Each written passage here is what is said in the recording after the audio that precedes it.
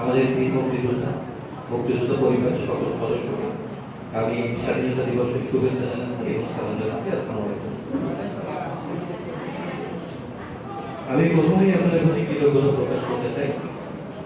আমাদের মুক্তিযোদ্ধা যারা আছেন আমাদের কিন্তু সবাই একটা বয়স হয়ে গেছে এবং একটা বড় অংশই আমার দেখে মনে হয় যে অসুস্থ আছে, শারীরিকভাবে সুস্থ নয়।